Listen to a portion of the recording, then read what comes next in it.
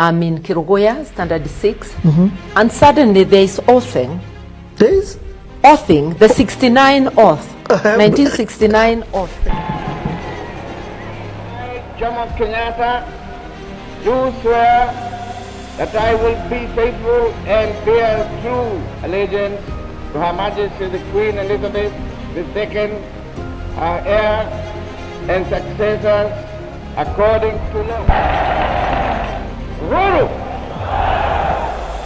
I, Uhuru Kenyatta, being chosen and admitted to the cabinet in Kenya, do swear that I will be true and faithful to Kenya, and that I will, to the best of my judgment, freely give my counsel and advice for the good management of the public affairs. Dark Echoes 254. Kenya deepening ethnic tension erupted after two watershed events. On July 5, 1969, Luo leader Tom Mboya was assassinated in broad daylight, and in October 1969, the Presidential Guard opened fire on a crowd in Kisumu, killing scores of Luo civilians. These shots exacerbated Kikuyu-Luo animosity. In response, President Jomo Kenyatta's inner circle, dominated by Kikuyu elites, sanctioned secret loyalty oaths among the Kikuyu, Embu, and Meru, the GEMA community. As one analyst notes, Kenyatta authorized the infamous oath-taking to forge an Uthamaki supremacy ideology that would keep the presidency within the Kikuyu oligarchy by spiritual binding GEMA voters to KANU. Thus, on the eve of December 1969 general election, vast nighttime oath ceremonies were launched across Central and Eastern Province as a tribal loyalty campaign. Contemporary descriptions paint these ceremonies as brutal, quasi-ritualistic events. Participants, often summoned at night, were stripped of clothes, made to sit or cycle a dark hut, and chant pledges before drinking some concoction. One eyewitness account vividly reports that Kikuyu men, stripped naked, then hold hands in a cycle around a darkened hut and chant an oath. Inside, they ate soil or grass, and an elder administered an oath of tribal loyalty. For example, oath-takers swore the government of Kenya is under Kikuyu leadership and this must be maintained. No uncircumcised leaders, for example Luos, will be allowed to compete with the Kikuyu. You shall not vote for any party that's not led by the Kikuyu. If you reveal this oath, may this oath kill you. Religious taboos were partly acknowledged. Church leaders pressed that Christians could replace blood with milk. Accordingly, some accounts note that some of the oath's repulsive requirements would be set aside because of faith. For instance, they would be allowed to swap blood for milk. However, many victims still endured grisly rites. For example, one abductee, Reverend Muthoni, wife of slain church elder Reverend Mwai, later reported that her captors forced her to sip human blood from a spoon as they instructed them to drink blood and defend the Kikuyu flag. Most oath explicitly pledges tribal supremacy and Kenyatta's personal rule. Witnesses and memoirs agree that swearers vowed never to let the presidency leave the house of Mumbi, nor to allow any Luo leader into power. Church investigators found the oath clauses also banned family planning and demanded circumcision of daughters, measures calculated to bolster the community's population and unity. The chanted oaths bound participants to defend the Kikuyu flag, symbolizing the presidents against the uncircumcised, and pledged eternal loyalty to President Kenyatta's Kikuyu. These ceremonies spread widely through central and eastern Kenya. Most activity was in Kiambu and the Mount Kenya highlands, but they reached many counties. Kiambu, Gatundu, Ishaweri, Ruiru, Kambui, Rungiri, Kenyatta's home district was the epicenter. Thousands were reported driven here at night under false pretense. So-called breakfast chai meetings and local pastors were among the victims. By September 15, 1969, the oathing ceremonies in Kiambu had reached the maddening point, with widespread torture and abductions of those who refused. Summoned villagers reported being taken security outposts around Gatundu and Ruiru to undergo the ritual.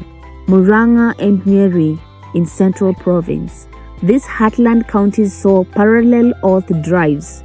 In fact, church leaders warned President Kenyatta in July 1969 that in the central and eastern provinces, people are being subjected to taking a Kikuyu oath. This included farming areas of Murang'a and the Kirinyaga-Nyeri uplands. Local chiefs and provincial commissioners were alleged to have facilitated gathering in remote villages and church compounds across Central Province, Embu and Eastern Kambalands. The campaign spilled into Eastern Province as well. The oaths targeted the allied Embu, the Gema group, and even Kambas, Machakos, and Mwingi communities. For example, lorries of Kamba villagers were driven at night at Kialo Kiamweini, journeys under the moon, to take an oath. Such trips were allegedly disguised as county meetings. Report from that time cite Yatta, Kamba MPs describing terrified children fleeing school to avoid forced oaths. Embu leaders later confirmed that tribal foot soldiers from Machakos were recruited into the oath-taking in Embu's hills. Nairobi, the informal settlements, even in the capital, ethnically mixed urban areas felt the ripple effects. As street gangs clashed in Nairobi slums, often Luo versus Kikuyu, rumors of midnight oathing induced fear. Observers note that tribal wars erupted in Nairobi slums. During this period, some Kikuyu-dominated neighborhoods, e.g. Kibera Gatokera, reportedly held small oath gathering under heavy police watch, though most large-scale ceremonies stayed in rural province. Oath campaign was orchestrated by a mix of high-level politicians, party activists, and local officials. Key figures include Mbeyu Koinange, Minister of State, President Kenyatta's inner circle, and emerging businessmen like Njega Karume. According to Karume's memoir, he and other Gema leaders were lured to Kenyatta's residence in Gatundu and made to take an oath, pledging their loyalty to Mzee Jomo Kenyatta, the government, and his Kikuyu leadership. In one documented meeting, Kenyatta's party elder bodyguard Arthur Thungu and Mbeyu Koinange stood by a PCEA moderator, John Gatu, and Crispus Kiongo were told they must swear allegiance to solidify the unity of tribe. Implementation was often violent. Witnesses described gangs of oath administrators, sometimes in police or military uniform, driving around in vans at night. They carried machetes and gasoline torches, breaking into homes and rounding up people. Those who resisted were beaten, tortured, or detained. Notably, Vice President Daniel Arap Moi later issued a public warning against unknown illegal oath administrators going around the country beating up and forcing people to take some illegal oath. Police and security agents also participated. For instance, Reverend Stephen Kauri and his wife reported that police grabbed her at Kiambu Hospital, then drove the couple via Kwamaiko and Ruiru to Gatundu, where they were forced to take the child. The common euphemism for the oath. Government publicly denied all allegations. Koinange even told Parliament that all these oathing stories were false, while quietly allowing the campaign. Church leaders, bishops, and even PCEA moderator Eliud Mathu eventually spoke out against the brutality, but by then the oath had already been enforced through the KANU party machinery and state apparatus. The first-hand testimony from victims and participants convey the fear and coercion of these events. Esther Muthoni, the widow to Reverend Samuel Mwai, a senior Kikuyu churchman, Reverend Mwai was abducted with his wife in September 15, 1969. From her hospital bed, Muthoni recounted that they were dragged out of bed and driven to a dark room where the pair were forced to take the oath. She said she refused and was beaten with a machete flat, receiving cuts. Both were left unconscious by morning. Reverend Mwai died 3 days later. Koigi wa Wamwere, young Subukia MP. In his memoir, Negative Ethnicity, Koigi, then aged, described being herded into an oath hut along with other youth. He writes that a girl handed him a pledge and said, Its purpose was to protect the black government against its enemy. Inside the hearts, they vowed never to let a Luo leader, good or bad, take power in Kenya. He adds bitterly that only later did the oath takers realize their enemies included fellow Africans and that Kenyatta had exploited their ignorance to stir ethnic hatred. Njenga Karume, the textile tycoon and MP. In an interview and memoir published decades later, Karume confessed that he too was summoned and brought to Kenyatta's home in Gatundu under a false pretense. There he was ushered into a dark room with other Kikuyu leaders and instructed to strip and chew Maki staff, while pledging loyalty to Kenyatta and the Kikuyu leadership. He notes that children were even paraded into the ceremony to swear allegiance, an act he called totally against the cultural concepts. Reverend Stephen Kauri and family. Church archives record that Reverend Kauri and his wife were forced into the oath by elements of the State House Police. Kauri's account, recorded by Gatu, explains how policewomen grabbed Kauri's wife at Kiambu, then police seized him after a church meeting. Both were driven to Gatundu and forced to take the chai. Kenya Presbyterian Church records and clergy letters. The PCEA assembled many reports of ordinary villagers. In letters to the president, the clergy lamented hundreds tortured and even killed by oath gangs.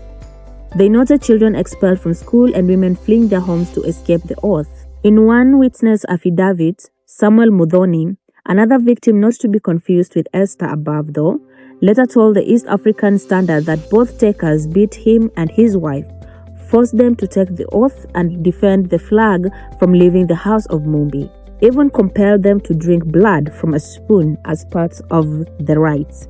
These accounts from ministers, MPs, and ordinary citizens all corroborates a campaign of fear and ritual oaths. While no official text of the oath was ever published, the consistency of the vows, honoring Kikuyu rule and excluding other ethnic leaders is clear.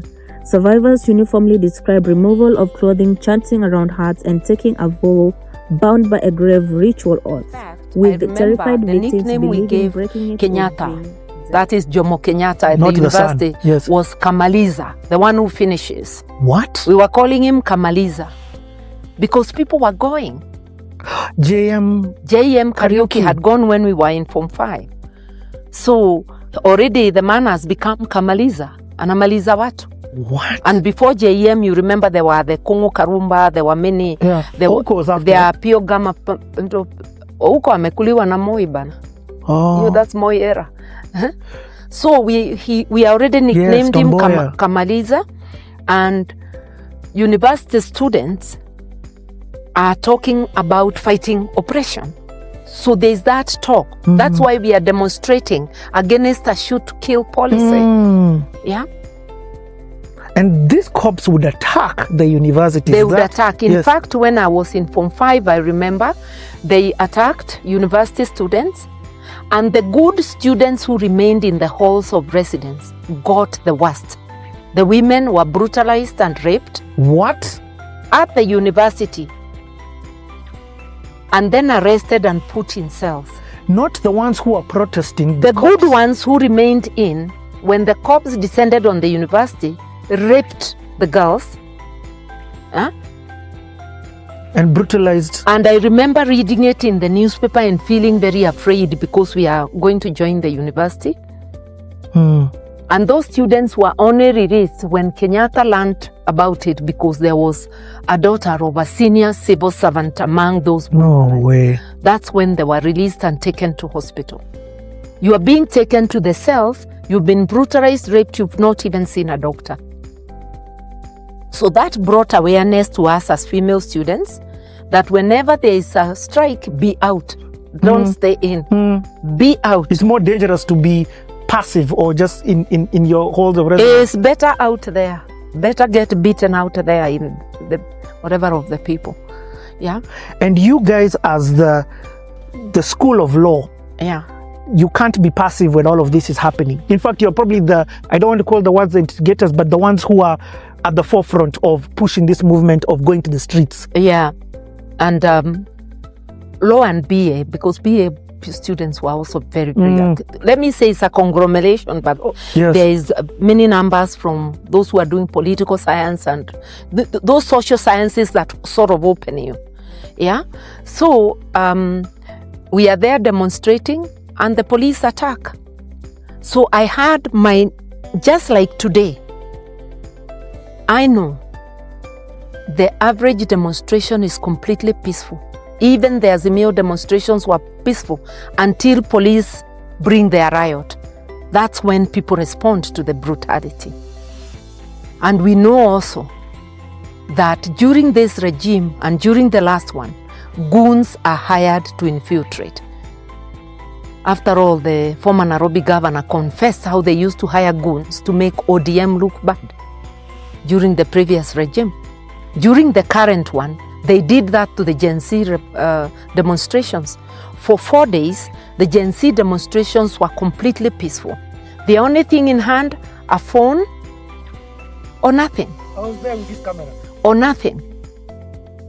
Then on the day they march on Parliament, goons are introduced, violence.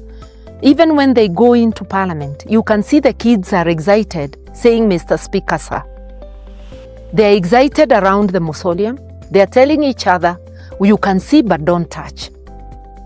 They may be excited eating the food. I believe the destruction even inside Parliament was by hired goons to stand as justification for the killing of peaceful children who were demonstrating, peaceful young people. Can I ask, what is the purpose of the killing? Because clearly it doesn't work in stopping. It is to scare. It is to scare.